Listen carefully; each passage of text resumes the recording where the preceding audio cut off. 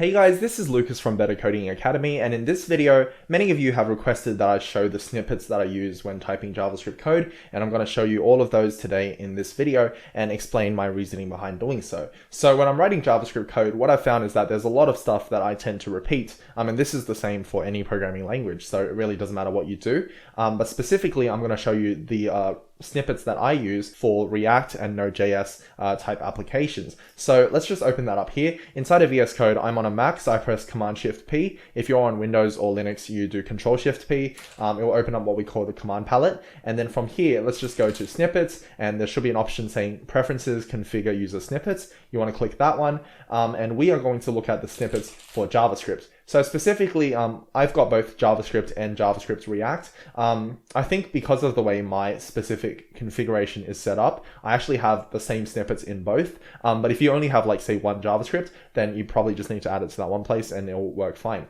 So I do say JavaScript here.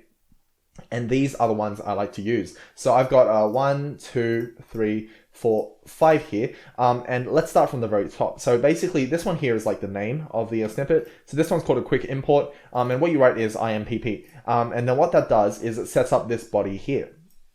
So body is an array of the multiple lines that it will add to your code. The first line here we do is import $1 from, and then we do escaped double quotes, /$1 and a semicolon here. So what this actually allows me to do is if I actually open up, say, a JavaScript file, I'll give you an example. Let's just say we have our components here, and this is just some code that I wrote previously. Say inside of signup.js, if I want to import form, what I do is I can just write IMPP, and then I actually use Command E. So I don't have autocomplete on by default. I find that to be kind of obtrusive. I don't like having it there. But if I press Command E on my keyboard, then it shows me suggestions. So this works for other suggestions as well. Let's say I wanted to type, say, the word wrapper. I press Command E and that comes up as well. So really it's just any kind of suggestion, but I do IMPP, Command E, and I press enter, and then I can just type form like that. So if I do that quickly, it's just really, really smooth and easy to do. And it really helps make my workflow a lot easier. So that's what I do for a quick import. And this one, obviously you can use in both React and also in Node.js or just JavaScript in general. If you're using ES modules, it's not React specific.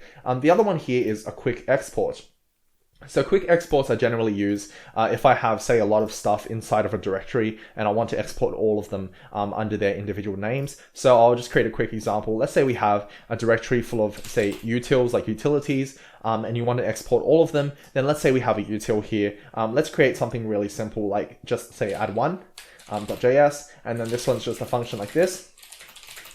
So it's just AddOne to a number, and we do the export default AddOne. And then what we can do is, let's just say we wanted to export this. We go create an index.js, and we just write expp command E, and then press enter, and then we do AddOne like that. This will export the default export from AddOne, from the AddOne file, in other words, this function here, as a named export called AddOne. So then what we can do is, let's say in index, if we wanted to include the utils, we could do import all as utils from /utils, and then we can do utils.addone, and this will get the function. The other way we can do it is obviously AddOne like this, and then we can run the AddOne function like that. So basically two ways of doing that, and that's this file here, and that's how we use expp. Now before I go any further, let me show you how to set up the Command E if you're interested in that thing as well. So what we do is keyboard shortcuts here, just open keyboard shortcuts in JSON, and you'll notice I actually have quite a lot here. I like to use Command in order to move like between my files. I think the default is like Alt, like Option or something. I don't really like that, so I like to use a command for that one, which I've done here. But the one we're going to focus on is Command E. So this one here I use, basically we trigger suggest. I'm not actually too sure what this does, but basically the situation in which you trigger it is if the editor is not read-only and we're focused inside of here and we have something to show. So then we'd show the trigger suggest. So we have this here. If you are on a Windows or Linux machine, you probably want to do Control E, but obviously, feel free to use whichever command you want to use here. That's all totally fine. And let's also, I think the other thing we have to do is inside of settings, I think you have to disable autocomplete, or is it suggest? This one must be it. So editor.quicksuggestions is false. I'm not too sure where it comes up here, but I think if I type quick suggestions, we can find it. It seems like we can only edit it inside of settings.json, which is weird. This one here is set to false. So if I set this one to true, which is the default value, you see that one instantly appears. So if I start typing global style, it pops up. I generally don't like that. So what I do is I set quick suggestions to false, and then inside of key bindings, I do Command E, and I do this trigger suggesting. So then what that allows me to do is I can press Command E to actually trigger specifically for snippets. And obviously if I want to autocomplete other stuff as well, that also works. So that's EXPP. Now let's have a look at boiler index. So boiler index, let me just delete that real quick, is let's just imagine we wanted to create a component, right? So what we do, I like to do directory components. So basically one component inside each directory. And the way I do that is, let's just say I want a component for, I don't know, maybe like error, or like error or something like that, and I do error/error.js.